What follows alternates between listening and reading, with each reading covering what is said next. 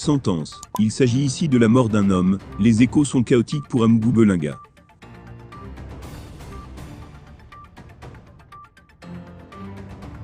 Il écrit sur les réseaux sociaux. Rappel.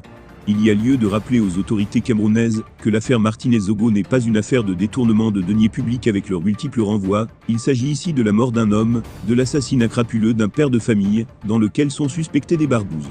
Par conséquent, le peuple camerounais et la famille de Martinez-Zogo veulent que justice lui soit rendue. C'est ce dernier qui est la victime, informe Christian Beaumont-Timban.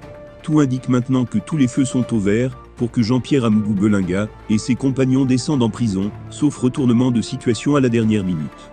L'avocat au barreau de Paris avait aussi sorti les griffes lorsque le ministre de la Communication René-Emmanuel Sadi a demandé aux médias et lanceurs d'alerte de fermer la bouche sur l'affaire s'ils ne veulent pas être frappés par le code pénal. Les mouvements sont très observés du côté de Jean-Pierre Amougou Belinga et des autres suspects entre les mains de la justice pour l'affaire de l'assassinat de Martinez-Zogo. Tous les regards sont tournés vers les principaux acteurs engagés pour faire la lumière sur ce meurtre. Et les choses peuvent aller très vite. Surtout que le gouvernement sait que la soif de justice des Camerounais est très grande et que cette fois-ci aucune excuse ni subterfuge ne pourra le sauver si les auteurs de ce crime odieux ne sont pas trouvés et punis conformément aux lois en vigueur. Pourtant, la situation semble ne pas vraiment évoluer, surtout au cours de ces derniers jours. De quoi amener l'avocat international Christian Beaumont-Timban à mettre un coup de pression sur les pouvoirs publics. Il écrit sur les réseaux sociaux. Rappel. Il y a lieu de rappeler aux autorités camerounaises que l'affaire Martinez-Zogo n'est pas une affaire de détournement de deniers publics avec leurs multiples renvois. Il s'agit ici de la mort d'un homme, de l'assassinat crapuleux d'un père de famille, dans lequel sont suspectés des barbouzes. Par conséquent, le peuple camerounais et la famille de Martinez-Zogo veulent que justice lui soit rendue. C'est ce dernier qui est la victime, informe Christian Beaumont-Timban. Tout indique maintenant que tous les feux sont au vert pour que Jean-Pierre Amougou Belinga et ses compagnons descendent en prison, sauf retournement de situation à la dernière minute.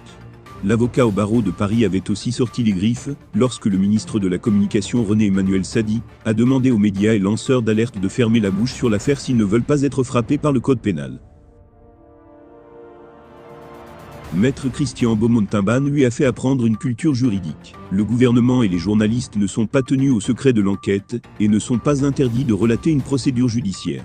Je viens de lire le communiqué du ministre de la Communication René-Emmanuel Sadi au sujet de l'affaire Martinez-Zogo et dans lequel il essaie de justifier la curieuse absence de communication officielle dans la phase décisive de cette affaire qui mobilise l'opinion publique.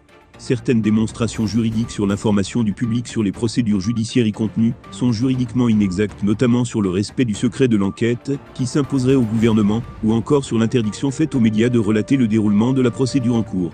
Il y a lieu de rappeler que, selon les dispositions de l'article 102 du Code de procédure pénale, seules les personnes intervenant comme professionnelles dans une enquête préliminaire sont tenues au secret. Il s'agit des officiers de police judiciaire, des avocats, des experts sollicités dans le cadre de l'enquête visée. Le gouvernement ou les journalistes n'étant pas des acteurs professionnels sollicités pour instrumenter dans cette enquête préliminaire, ne sont pas tenus au secret. Ils peuvent donc valablement informer le public sur le déroulement de l'affaire Martinez-Zogo. Il s'agit d'un droit à la communication consacré par la Constitution camerounaise en son préambule, ayant force contraignante. 2. Les journalistes ne sont pas interdits de relater le déroulement des procédures judiciaires. Ce sont les commentaires malveillants, erronés visant à déformer la réalité des faits d'une procédure judiciaire, dans le but de manipuler l'opinion qui sont sanctionnés. D'où leur qualification de commentaires tendancieux par l'article 169 du Code pénal. Encore que d'après la jurisprudence, ne sauraient être constitutifs de commentaires tendancieux, les informations erronées données par un journaliste, et qui aura fait un démenti. Eh bien chers abonnés, c'est ainsi que nous arriverons au terme de cette édition. Espérant qu'elle vous a plu, n'hésitez surtout pas de nous laisser un commentaire. Merci et à bientôt pour une nouvelle édition.